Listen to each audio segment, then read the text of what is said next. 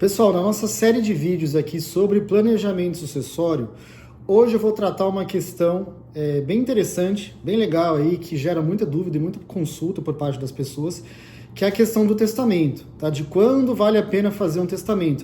Eu percebo que isso não é claro, né? Embora não haja uma distinção complexa, não seja nada demais aqui, isso que eu vou explicar aqui, eu achei interessante trazer o assunto porque algumas pessoas não conseguem entender qual é a diferença, por exemplo, de um inventário e de um testamento. Muitas pessoas acham, pô, meu pai morreu, como é que eu faço agora o testamento?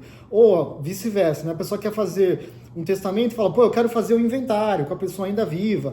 Então há uma confusão. E eu vou tentar aqui explicar de uma forma bem rápida e simples as diferenças e quando, na minha visão, é recomendado fazer um testamento, tá? Quem quiser mais informações sobre isso, sobre o planejamento sucessório, sobre a viabilidade ou não de fazer um testamento, ou seja, se você quiser que eu analise o seu caso específico para poder te orientar e eventualmente prestar uma assessoria, aí eu sempre deixo o meu WhatsApp aqui no início da descrição do vídeo, vai falar diretamente comigo, beleza, gente? Eu sou o Alexandre, advogado aqui em São Paulo, tenho mais de 20 anos de experiência aí com tributação, planejamento sucessório, inventário e etc. Então vamos lá, qual é a diferença? Qual a diferença entre o inventário e o testamento? O testamento, ele é um documento voluntário, né? Nem todo mundo tem um testamento ou terá um testamento. Isso depende de uma iniciativa de alguém que queira ir até um cartório, no caso de um testamento público, né? E testar, ou seja, expressar a sua vontade sobre a destinação dos bens ou vontades específicas que na intenção dessa pessoa precisam ser manifestadas em vida para que quando ele não mais estiver aqui, isso seja melhor direcionado. Então, o testamento é um documento feito em vida para direcionar a vontade daquele que um dia será o falecido, tá? Ele é um documento voluntário. Então, assim, até tem uma definição aqui, né? Documento voluntário em que uma pessoa, que é o testador, expressa suas últimas vontades sobre a distribuição de seus bens após a morte. É um ato de vontade pessoal que... Então, é isso que eu falei. Esse é o testamento, que ele é opcional, né? Agora, vamos lá. O que é o inventário? O inventário, ele é um processo pós-morte, pelo qual todas as pessoas deveriam passar. Então, se eu vier a falecer, o meu patrimônio precisa ser inventariado em favor dos meus herdeiros. Então, o inventário, ele é um processo pós-morte. Hoje existe pela via extrajudicial, né, que é no cartório, ou pela via judicial, aí depende dos detalhes de cada caso. Então, tem o inventário judicial e o inventário extrajudicial. Mas esse é um processo obrigatório de transmissão dos bens que acontece depois da morte da pessoa. Aí a pergunta é, tá, em que casos, então, eu devo fazer um testamento? Em que casos é recomendado? Veja, algumas pessoas já chegaram até mim e falaram, pô, eu quero fazer um testamento, eu preciso fazer um testamento. Aí a gente pergunta, tá, mas por que você precisa fazer um testamento? Qual é a situação? Você precisa... Qual que é a destinação específica sobre bens ou sobre intenções que você precisa fazer, que você gostaria de fazer em vida? Aí a pessoa responde, não quero fazer nada, é só para deixar aí que quando eu morrer, eles fazem um inventário. E aí a resposta é, veja, se for para seguir o curso normal, né, da transmissão causa-mortes, que é o curso legal da legítima, né, observando quem são os herdeiros, quem é o meeiro, o quinhão de cada um, e dividindo igualitariamente, ele respeitando o Código Civil, nesse caso não tem por que fazer testamento, tá, gente? Não tem por que fazer testamento, porque você faria um documento que coincidiria com a regra legal.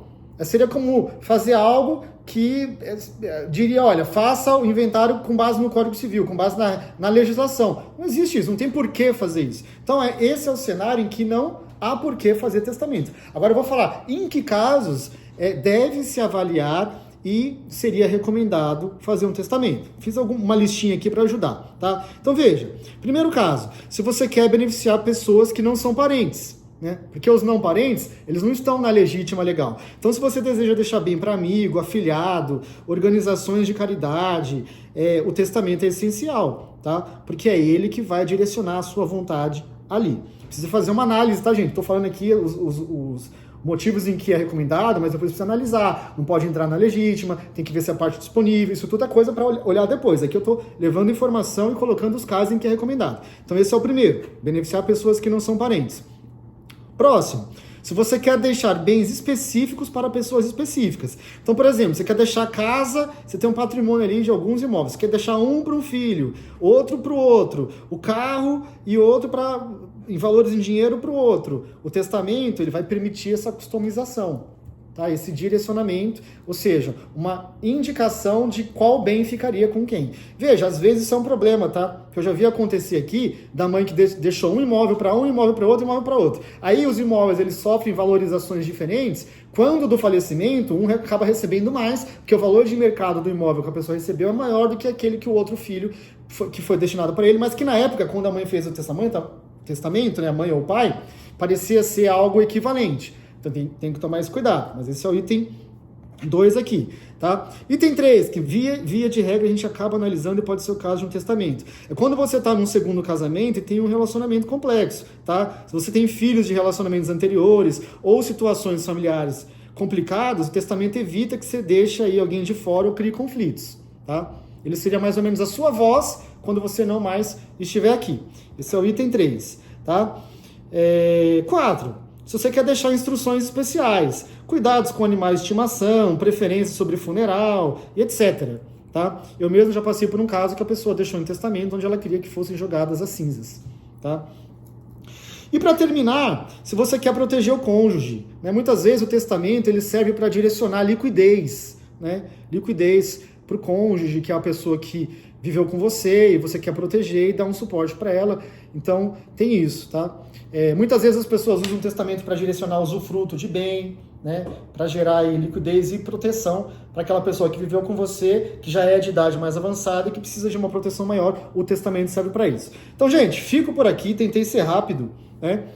Com certeza tem mais coisa para falar sobre isso, mas a minha ideia aqui é levar informação. Quem quiser uma análise específica, uma consulta, entender se é o seu caso, ou até mesmo quem quiser fazer fazer um trabalho que é o testamento, ou o inventário, né?